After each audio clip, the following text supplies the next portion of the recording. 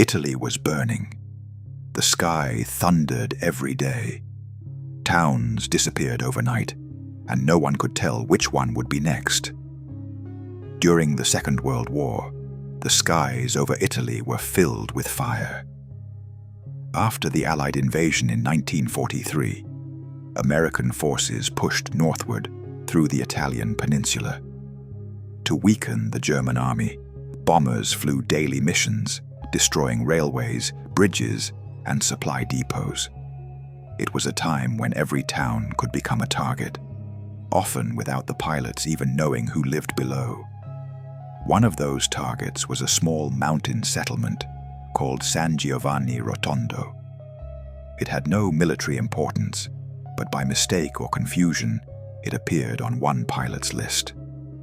That same town was home to a Capuchin friar named Padre Pio of Pietrelcina, a man already known throughout Italy for the mysterious wounds on his hands and feet, the stigmata, and for his reputation as a man of deep prayer.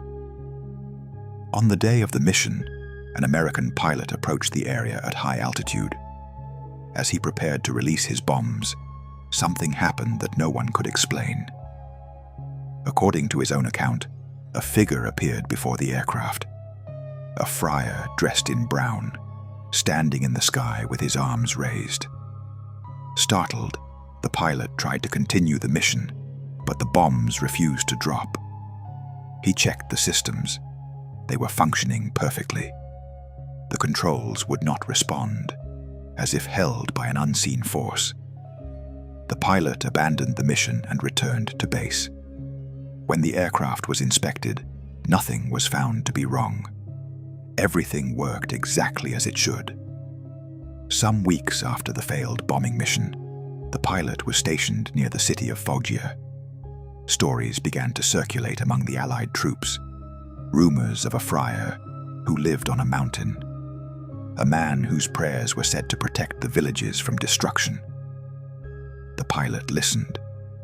The more he heard, the more certain he became that this monk was connected to what he had seen. Determined to find out, he traveled to the monastery of San Giovanni Rotondo. Inside the small chapel, he saw the Capuchin friar standing near the altar. At once, he recognized him. "This is the man I saw in the sky," he said quietly. Padre Pio turned toward him and smiled. He said nothing. The silence was enough. From that moment on, he refused to participate in further bombings.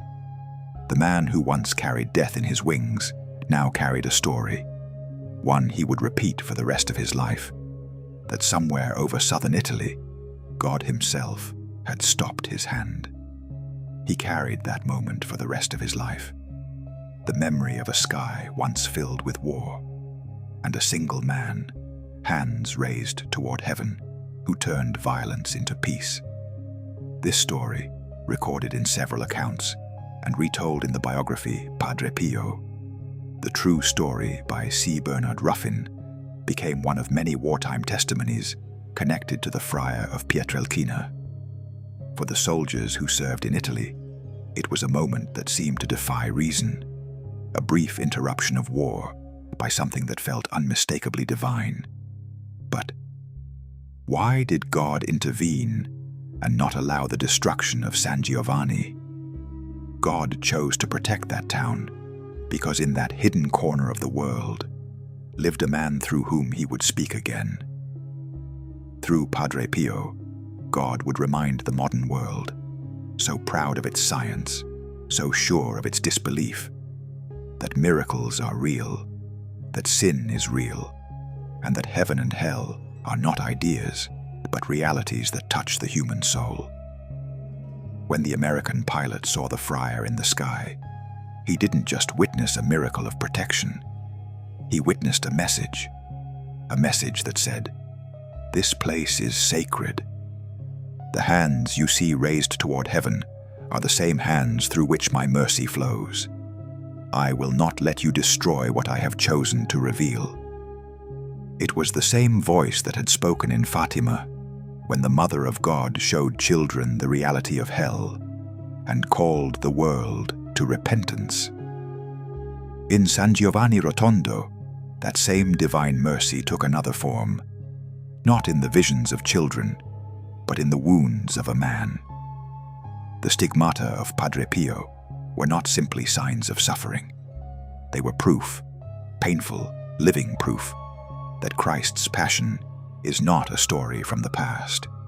It continues in the bodies of those who love him completely. So why did God save this town?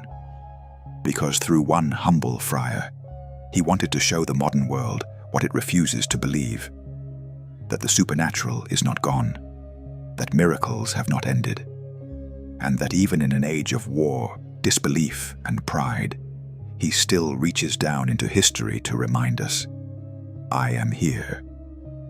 And that is why San Giovanni Rotondo was spared, because God had chosen it as a living testimony, a place where heaven once again touched the earth, and a wounded priest became the sign that the gospel is not a legend, but life itself.